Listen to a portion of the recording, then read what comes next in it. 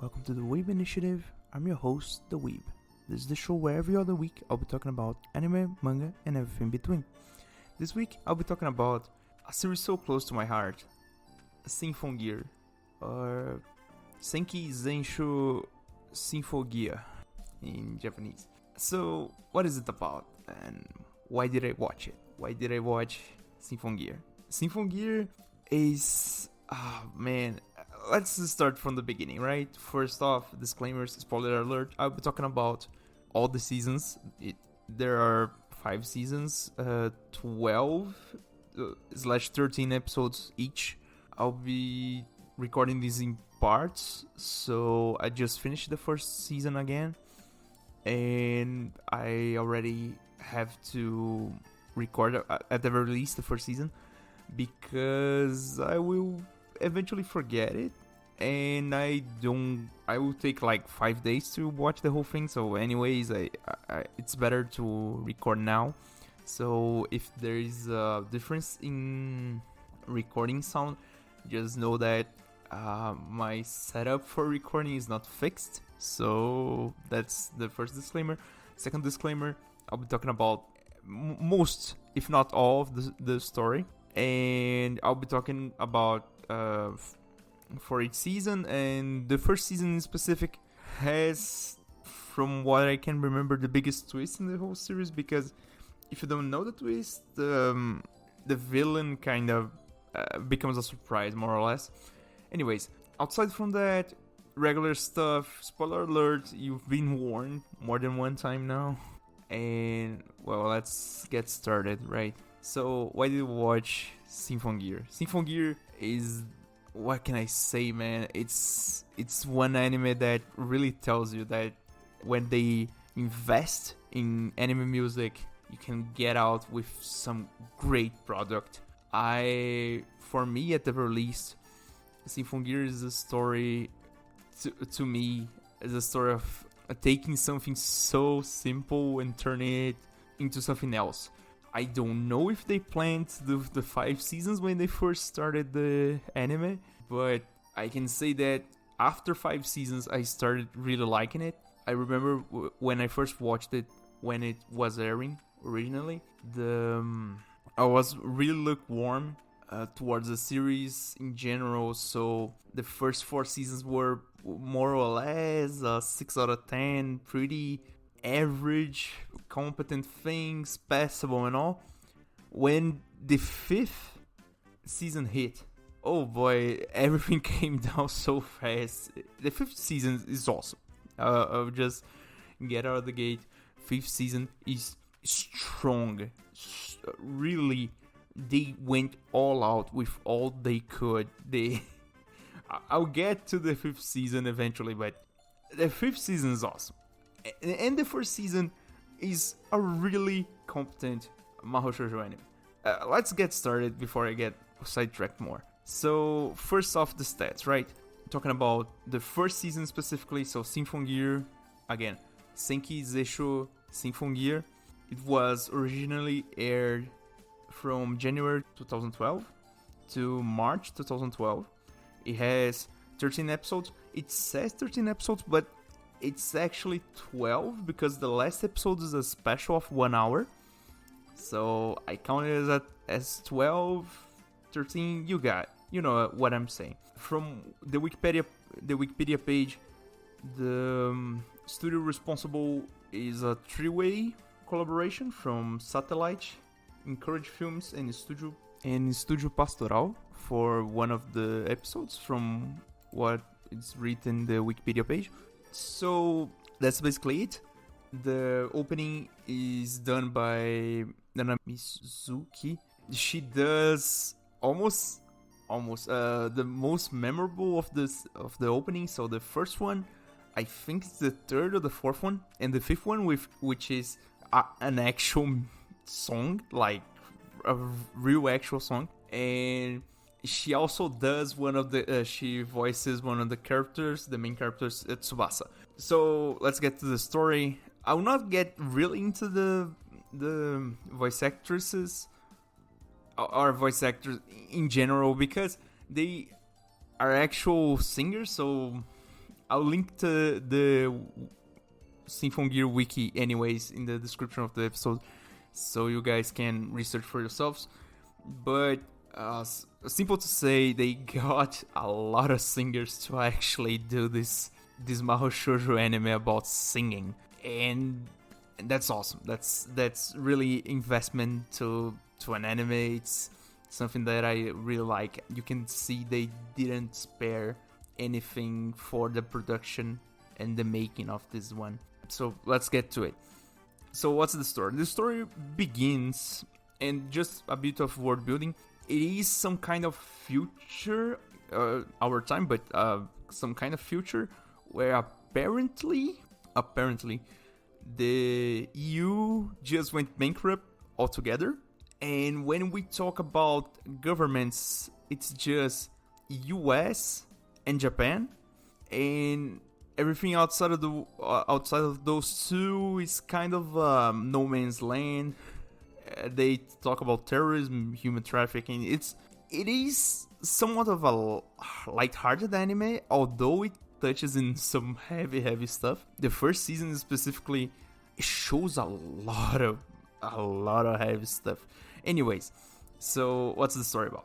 We first get introduced to the main girl, Tachibana Hibiki, which eventually gets to be our main protagonist. But let's get to it. So what happens really? She goes to this concert when she's like 13, and in the middle of it, there's this one attack of these, let's say, creatures that exist in the world for some reason. They are not explained to the public. They call it noise, and there are like multiple forms of noise and multiple, like, how can I say that? It's a whole lot of different individuals of noise. It's just this unintelligent beings that attack humans. When they more or less touch a human, the human turns into charcoal and blows to the wind. So it's kind of pretty graphic, actually. And in the middle of it, she's in this concert, and the concert is of this one idol group, Zway Wings, which is formed by Kanade and Tsubasa. Kanade and Tsubasa are actually, they call it candidates.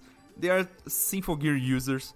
Kanade has Gungnir, the lens for the Norse god of Odin, and Tsubasa has, I don't actually know the reference, but it's a sword there. I don't actually remember the name.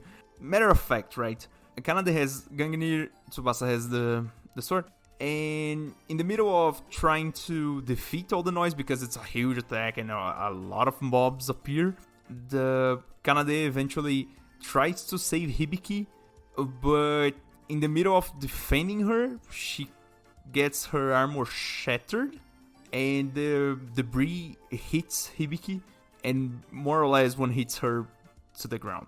And so it's so heavy because Kanade is being overwhelmed by a whole lot of monsters, and Hibiki now is the one she was trying to actually defend, because for what the anime shows, most of the audience was either dead already or evacuated, and Hibiki was just the stray left out.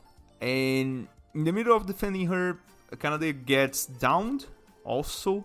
Her armor gets shattered. You can see that she starts really losing power because her armor gets shattered, and hits Hibiki. Hibiki kind of almost dies, and then we get introduced to this first, this first rule of the Symphogear, that is the Swan Song. So the Symphogear works more or less in what they call a phonic game. So all the girls who can activate the relics, they call it both the armor and the weapons, they have to sing. So in a lot of the fight scenes, you see the girls first things first moving singing as they start to attack the monsters or other opponents throughout the whole anime.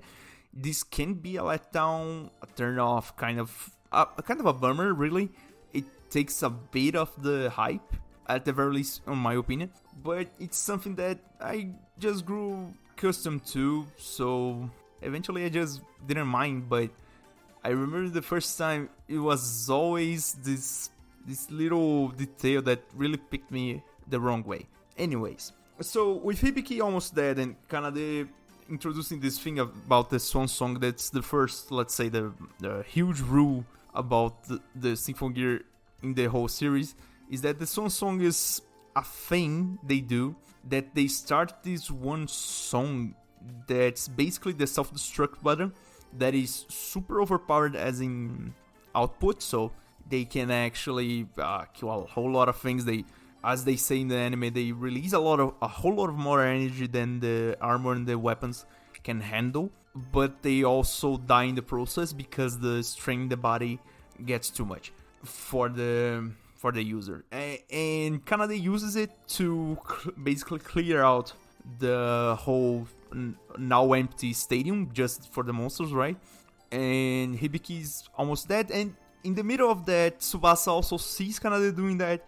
Not really clear for what reason she does it, but also she knows that the attack is huge. There are a lot of monsters and all, but we also see that Tsubasa as Kanade's partner is also like, how can I say that? She sees it's always like she sees the weight of sacrificing oneself in the middle of a battle that Tsubasa assumed was not really needed to have the sacrifice.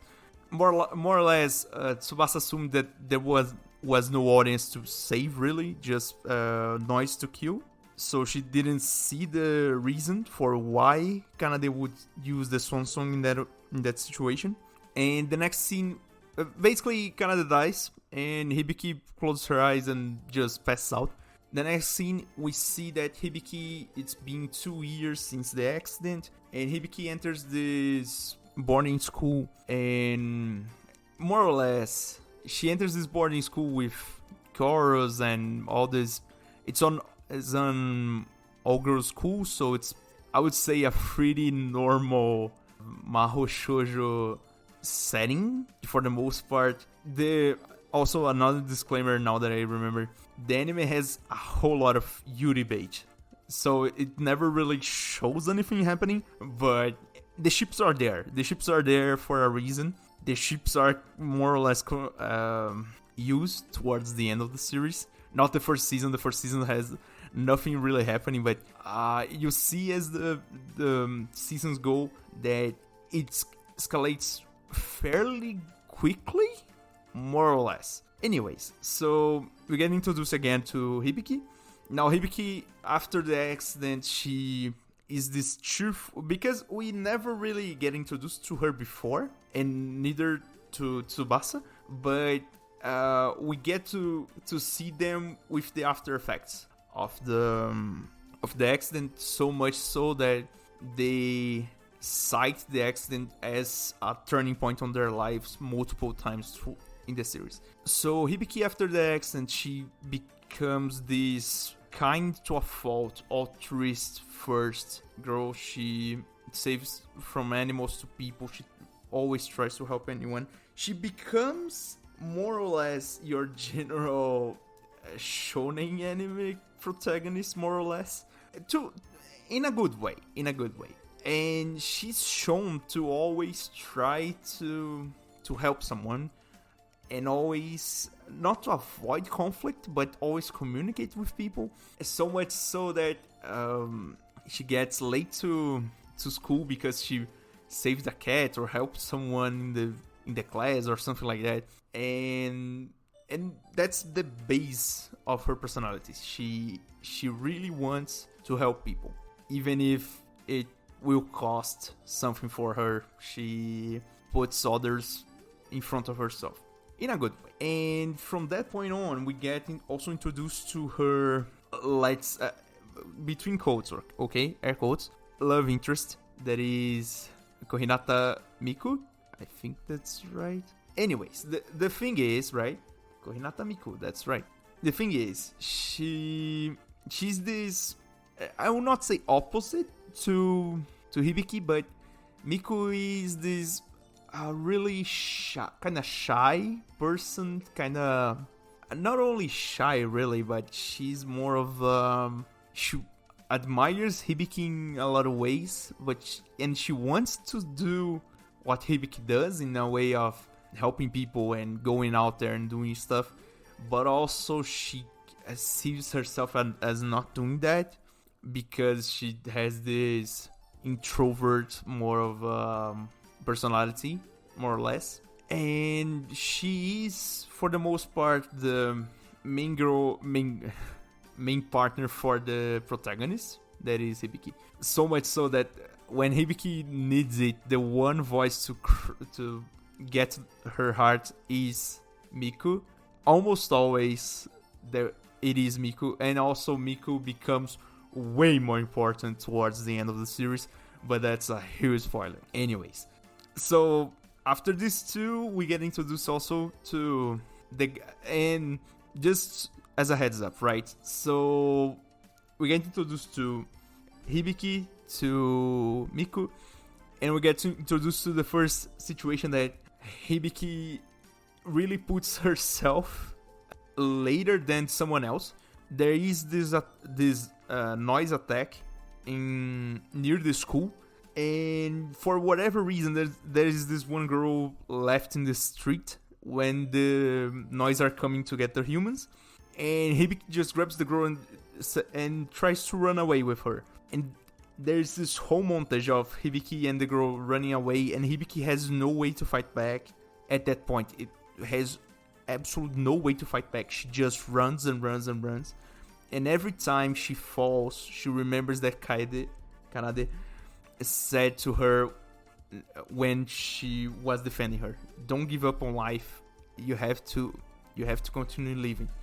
And that's the moving force for Hibiki for the most part. It is this unwielding wish to honor what Kanade sacrificed on that day when she saved her, because Hibiki was basically dead, and Kanade sacrificed herself so Hibiki could live. So Hibiki feels indebted to that act more than to the person, because the person is unpayable right now because the person died defending her. But Hibiki uses that as reason to live, reason to fight, right? And she saves the girl, and Tsubasa appears to save them after being cornered. Tsubasa appears to basically save them, and a little before that, Hibiki kind of discovers that she has powers, but I'll get to that. And basically, Hibiki and Tsubasa get introduced to one another formally, but then there's this whole thing where Tsubasa can't accept Hibiki as a fighter and as a partner in defeating Noise, because Tsubasa, after the incident, she became bitter with guilt. Basically, as she sees it, she left Kanade to die, and she cannot forgive herself. So much so that in the past 2 years after the incident that Kanade died, Tsubasa has been recklessly fighting solo against hordes and hordes of Noise, and basically with no, how can I say that? With no vision for the future, right? So she just fights now, much like, and I will draw comparisons right now because it is kind of relatable. Much like Shimon when Kamina dies, Tsubasa is when Kanade dies. It's basically the same thing. So now that I basically introduce the three main characters at the start, let's get to the other things. So there's a whole lot of world building that happens in between those things, so let's get to it.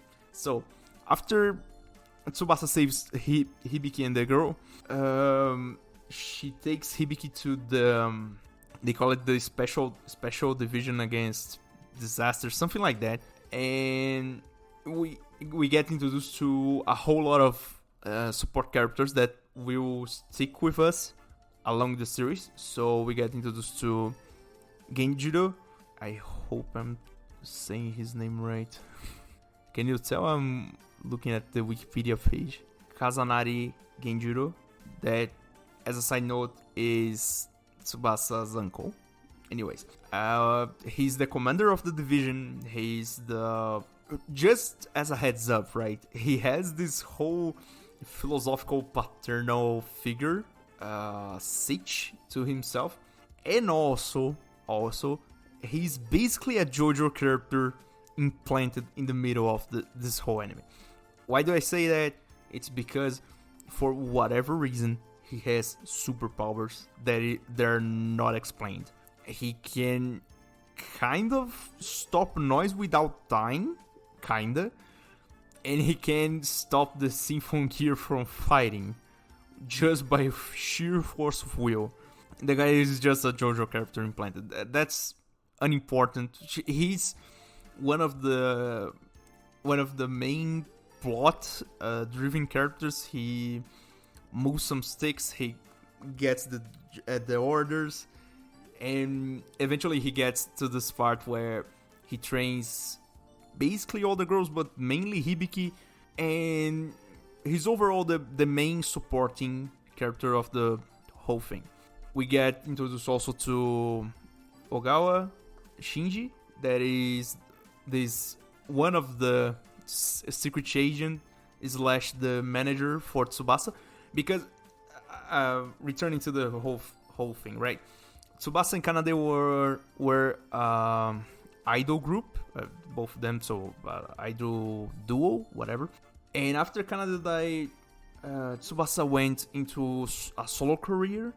So when we are getting to this 2 years later thing where Hibiki earns her powers and all, we get this thing where Tsubasa is in the middle of her solo career, so she's releasing CDs and doing concerts and all, and that's basically it. So Ogawa works double time as secret agent for the division. And I mean, till this point, it's kind of obvious, but this kind of whole spiel about this disaster division and all, it's undercover stuff, so they are just confidential things, classified information, and all. But that's the sitch. We get introduced also to the, at this point, the last one important person, Sakurai Ryoko. She's the main researcher for the relics, the Symphogear relic, and she's just this goofball kind of. There's this whole joke about she being old, and she basically researches and says all the jargon, tells all the little tidbits about the relics and the deep lore of the world and all, and there are a lot of deep lore references to everything. I don't know all the references to mythology and biblical things, but there are a lot of it if you want to research. And basically that's it. She's the main researcher of the whole group and all. We get introduced also to some guys that I don't really know the names, that work in the, let's say, the operation center of the division when there's a mission, there's an attack and all. But anyways, that's the basic situation we are in, the basic environment we are working with. So to this point, we get Hibiki and Tsubasa as the Symphogears. We get this noise as the main enemy that attacks randomly, and there's no visible end to their threat. We get this division that works undercover, and as a bonus, their HQ is under the boarding school Hibiki goes to, and that's more or less it. At this point, Miku does not know that Hibiki has powers, and now that I remember, I need to also tell the lore about Hibiki's power. So, to activate a Symphogear, to have a Symphogear, you have to have this little pendant, let's say, to activate, to materialize, let's say, the armor and the weapons. But Hibiki discovers she has this thing without having the pendant, or anything. One episode later, we get to understand that after Ryoko does some tests in her, because some of the armor that Kanade were shattered and hit Hibiki in a way that perforated her heart and were not removed when she got surgery because she almost died now. They kind of fuse with her, so she's kind of hacked already. She's half relic, half human. So the hacks come pretty early in this thing after we discover that.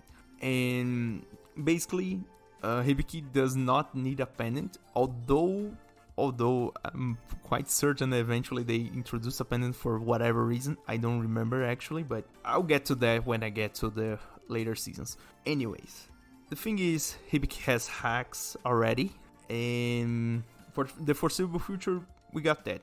Later, we get introduced after this whole thing about Hibiki having to learn how to fight because she has no formal training, no actual training actually.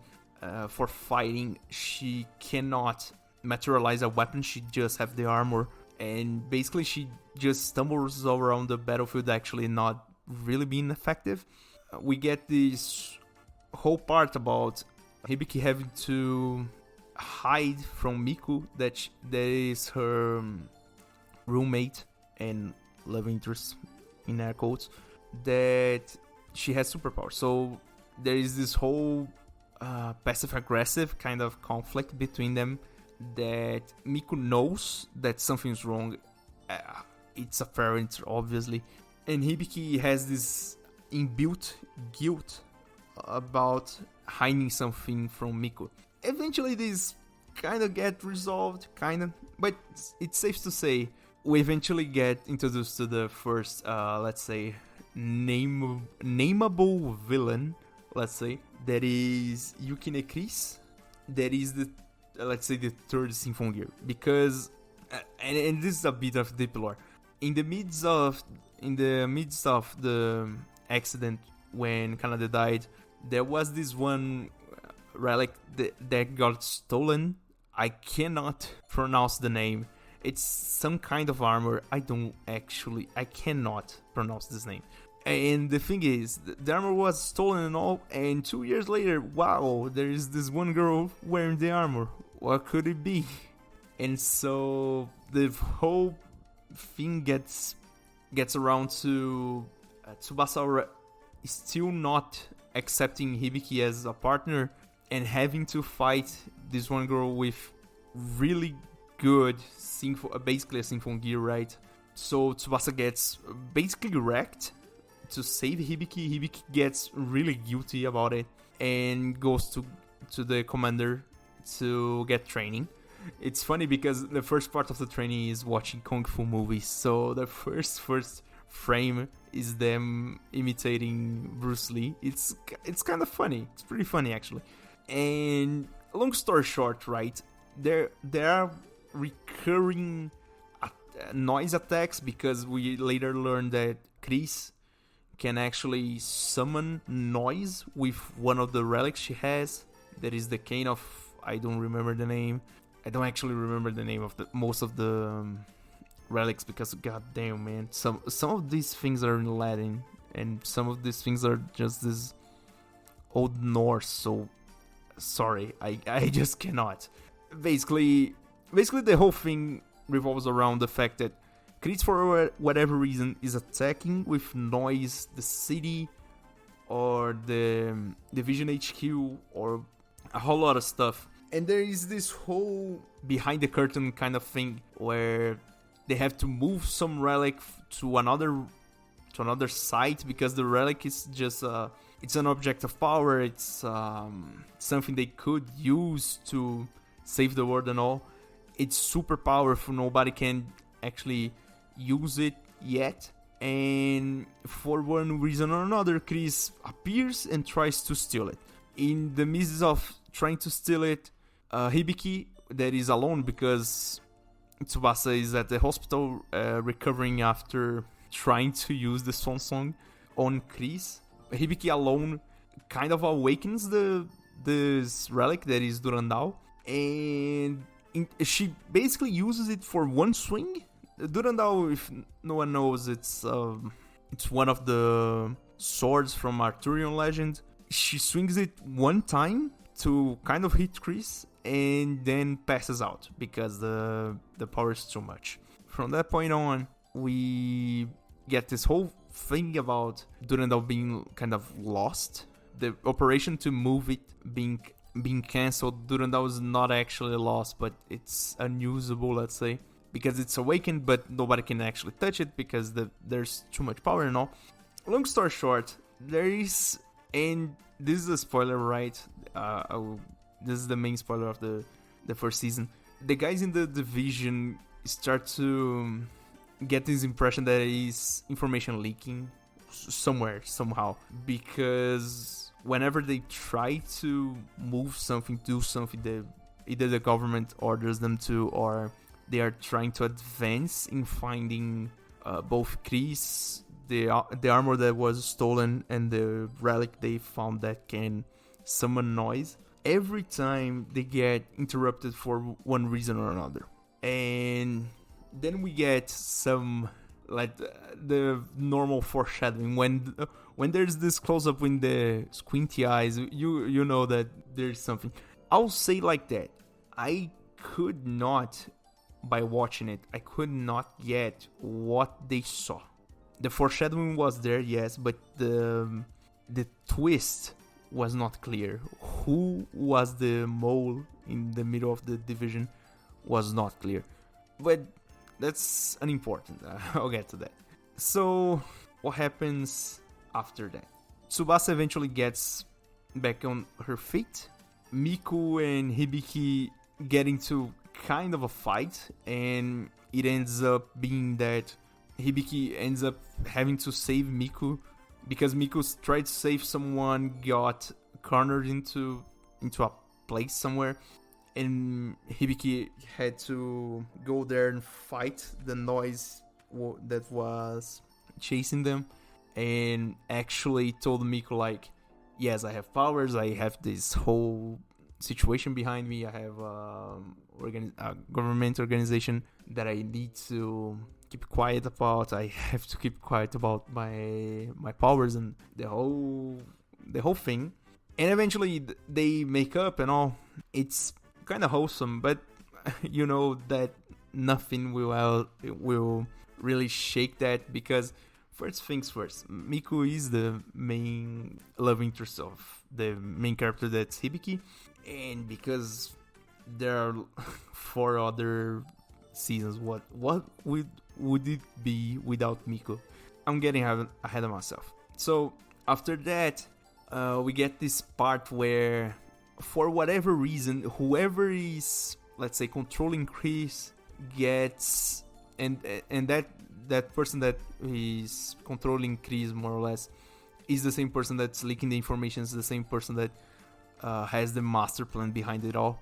Eventually, Chris kind of gets rebellious with the person, and more or less disrupts communication, gets left alone at the same time with the person at this point is called Fine, that is the, let's say, the mastermind behind it all. And in the basics of it, Chris is left in the streets, more or less, because all the food she had was from Fine, all the clothes she had was from Fine, and she's more or less living on the streets with a functional Symphogear, because we eventually get to know that Chris actually has a relic for herself. That is it's called Ichibao, from what I gather. It's from what I remember, I think it's Norse mythology.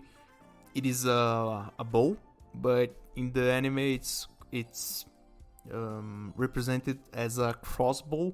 If we are strictly speaking, the whole Ichibao package is a long-range combat, because Chris can summon miniguns, missiles, laser crossbows, homing missiles. She's the one actual Symphogear that can fly for real.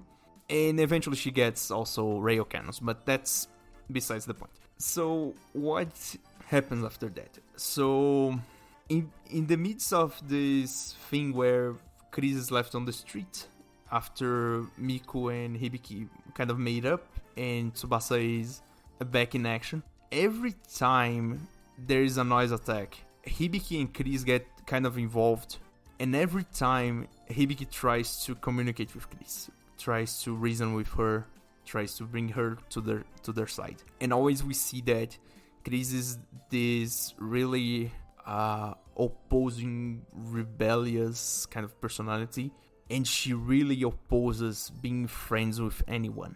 And then we learn the whole backstory of the whole thing that led to Chris being like that. So for whatever reason, Chris was involved with the division, the Symphogears, from an early age because her parents were a violinist and a singer that the division kind of contracted to research the phonic gain, the awakening of the relics, the resonance with music. And for one reason or another, they never really go deep into it. They just kind of gloss over. There is this one disruption in the middle of the studies, that in the middle of the research, the whole shebang, that leads to the death of both her parents. And for one reason or another, she gets kidnapped by a third party and just goes around and ends up in Phineas' hand for whatever reason. So she's really traumatized by the lack of parents, by the whole abuse she goes through in her childhood. They never actually go into that, but it's implied. And that's basically it. She's averse to having relations with other people because she does not like people. She does not trust anyone besides herself. And she has this resistance of being friends with Hibiki at the start, but eventually the shell kind of cracks. After also the commander goes and explains to her that it was kind of his fault that her parents got killed and that she got kidnapped and everything happened to her. He never explicitly says to her, but it is kind of explained off screen, more or less, to us audience, not to the to the anime really. So anyways, after that, so Chris eventually gets to be friends with Tsubasa and Hibiki, and then we get to the end of season rush. Oh man, that so many sacrifices, so many hacks at the same time.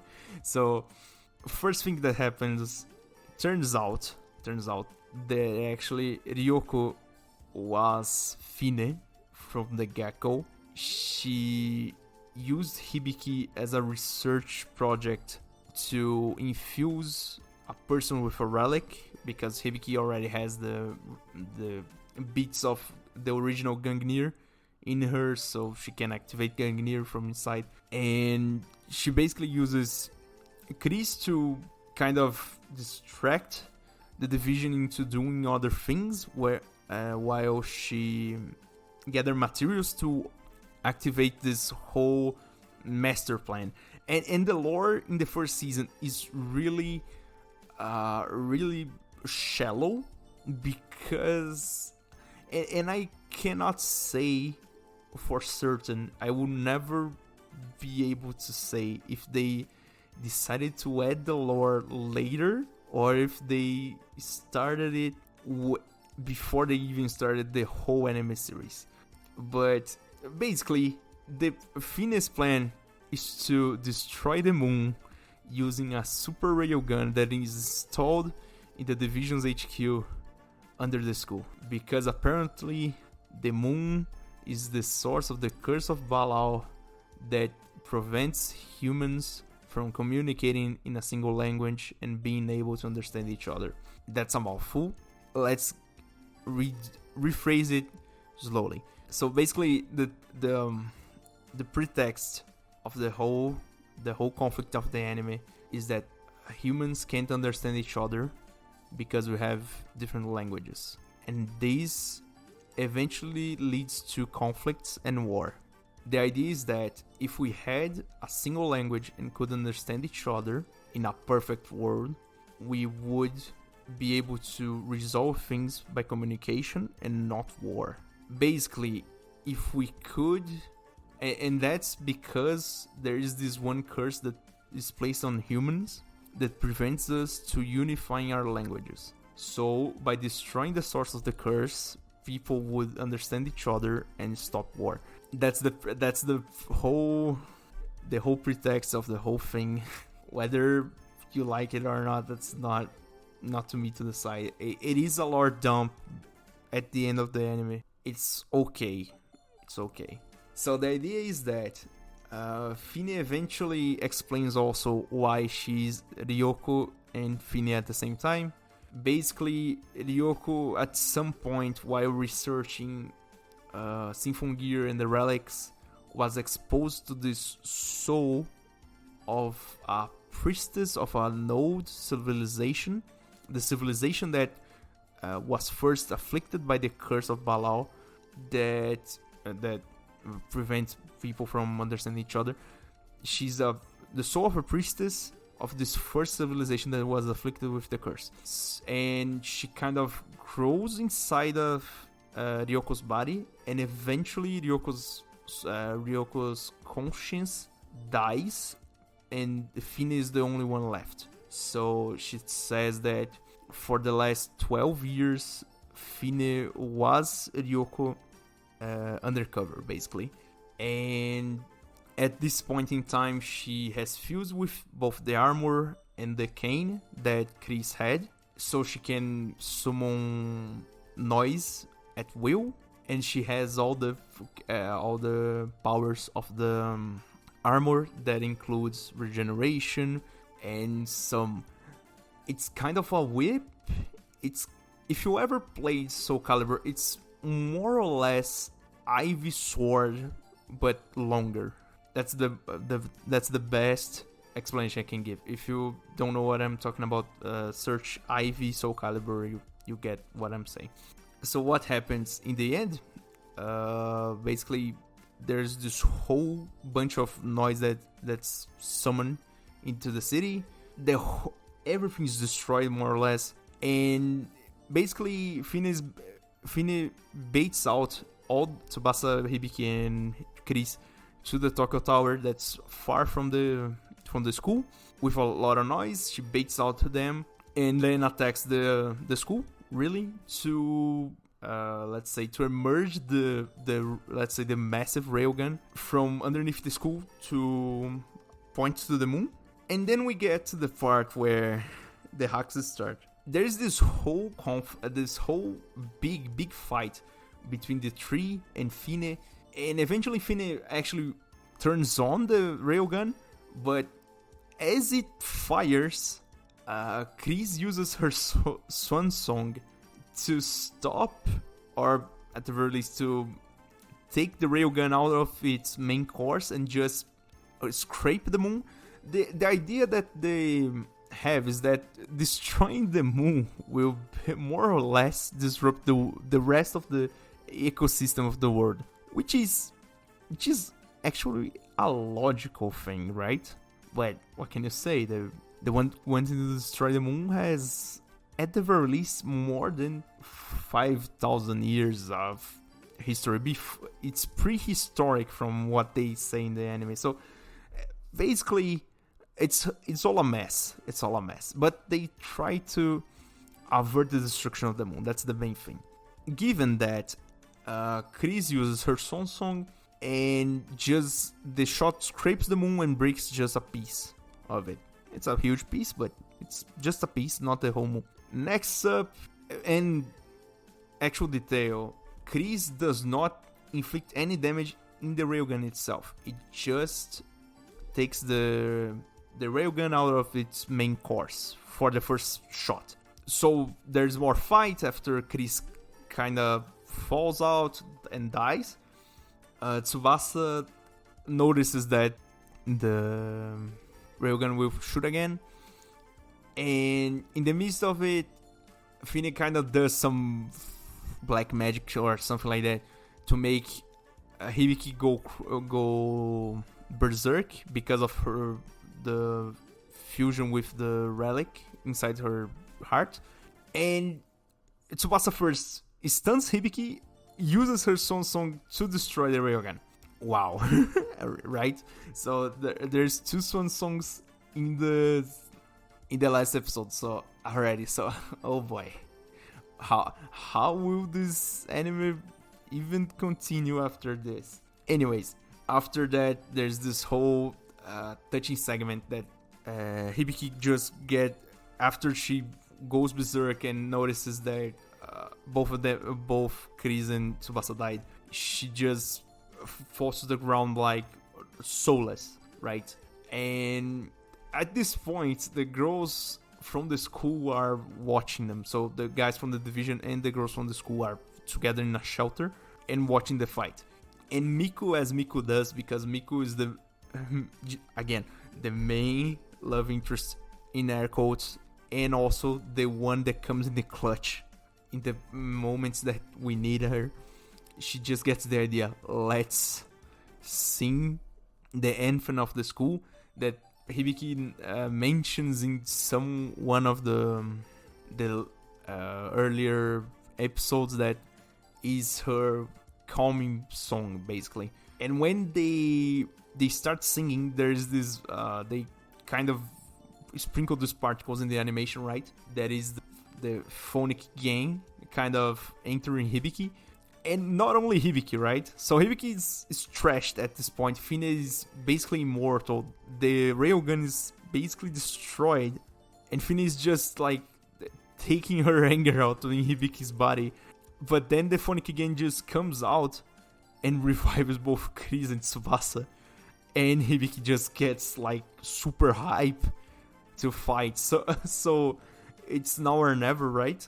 And there is this whole JRPG boss kind of battle. She has like 4 phases. She combines all the noise into her. She becomes this half a dragon, half a spaceship, half I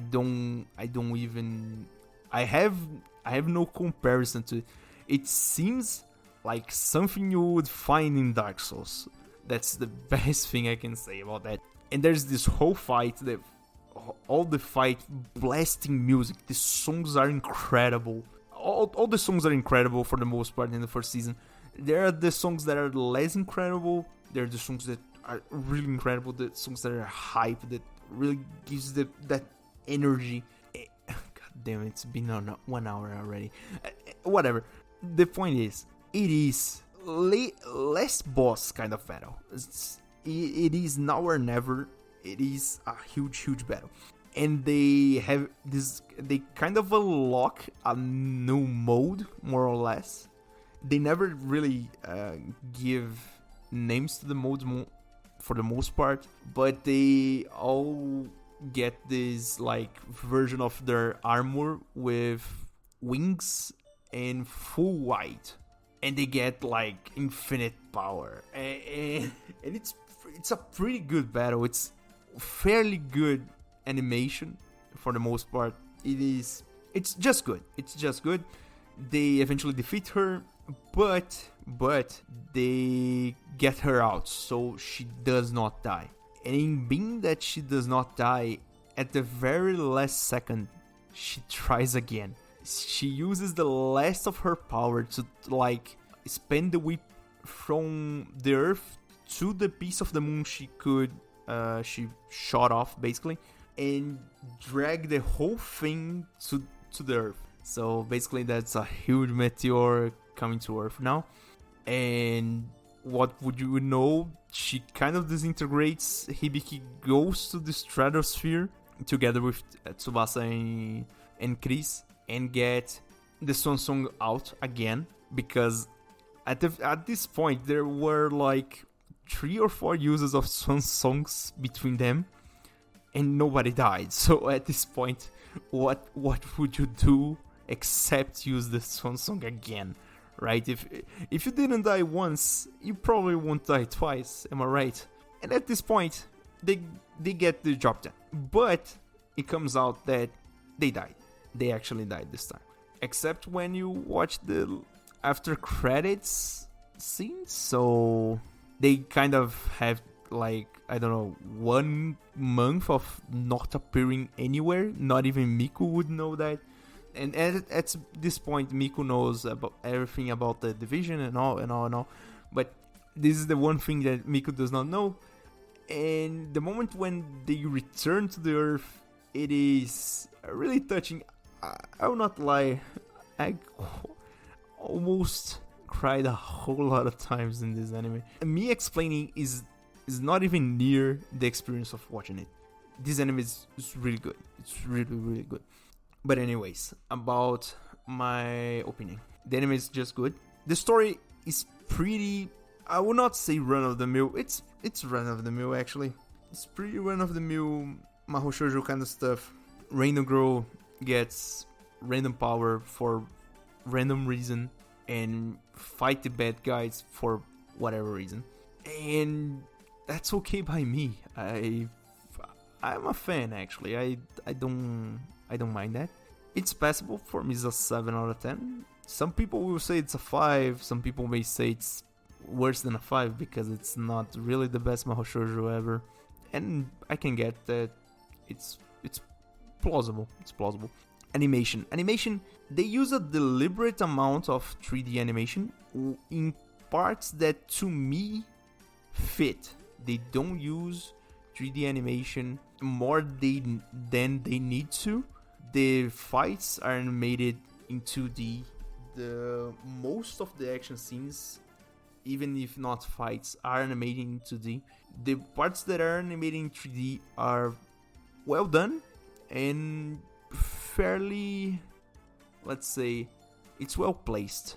I'm not shy about saying that I don't like 3D in anime in general, and this one uses it the right amount. It's just the right amount. The animation itself, you can see some parts they kind of went cheap, and some parts they didn't spare a cent. So for all I can see, it's probably a 7. The art style for the first season especially, it is hit or miss. It gets better towards the later seasons from what I remember, but for the first season it's pretty okay. Now the music. The music's a 10. It's straight up. I don't need to explain that. I don't actually need to explain. I unironically want to buy the singles from the CDs for the whole series. Actually, the 5th season is the one that's really important, but we will get to the 5th season eventually. That's basically it. I'll not do the full. Actually, given that it's been 1 hour of recording, I'll just do the normal ending. If you like what I do, if you like what I talk about the show, please subscribe, like, follow, share. Please share. Please join the Discord if you want to listen to more of my rants, of the dumb opinions about dumb anime. Please stick around. I hope you stick around, and I will see you next time. Bye.